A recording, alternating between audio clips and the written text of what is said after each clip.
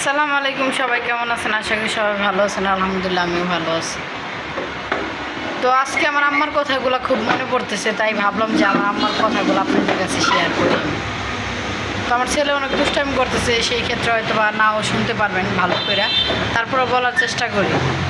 তো আমার যখন মন খারাপ থাকে আমার মা সবসময় আমার একটা কথাই বলবো যে দেখো, কোনো দিন কোনো সময় ভুল ডিসিশন নেওয়ার আগে আগে পিছনে সব কিছু ভাইবা, তারপরে ভুল ডিসিশন নিবা, ঠিক আছে?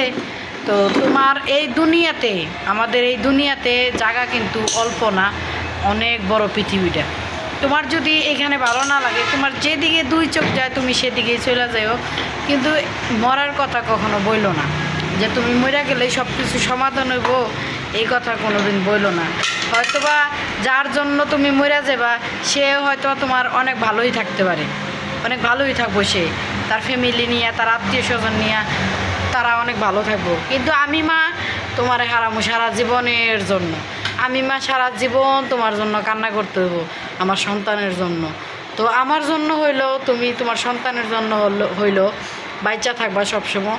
কারোর জন্য, কারোর কথা শুই না, কারোর আঘাত সহ্য না করতে পেরা তুমি এই ডিসিশন কখনো নিও না।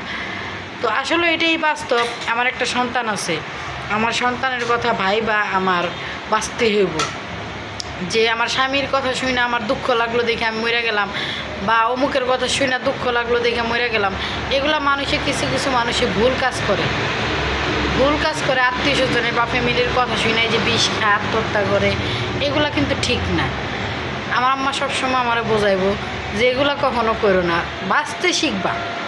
তারে ছাড়া কীভাবে তুমি বাঁচতে পারবা সেইটা শিখবা, যে তুমি তারে ছাড়া কীভাবে বাঁচতে পারবা, এগুলা করবা। কিন্তু এই যে আত্মহত্যা করলেই যে সব কিছু সমাধান, এটা ভুল কথা। তো যাই হোক, সবাই যে যেখান থেকে আমার ভিডিওটা দেখবেন অবশ্যই ভালো লাগলে একটা করে কমেন্ট করবেন, আর সবাই আমাকে সাপোর্ট করার চেষ্টা করবেন। দেখেন আপনাদের সাপোর্টে হয়তো আমার জীবনটা ঘুরে দাঁড়াইতে পারে, আর আমিও কিন্তু সবার মতো একটা প্রবাসীর বউ হয়ে যাব, কারণ আমার স্বামীও প্রবাসে চলে যাব। তো যাই হোক, ভালো থাকবেন, সুস্থ থাকবেন।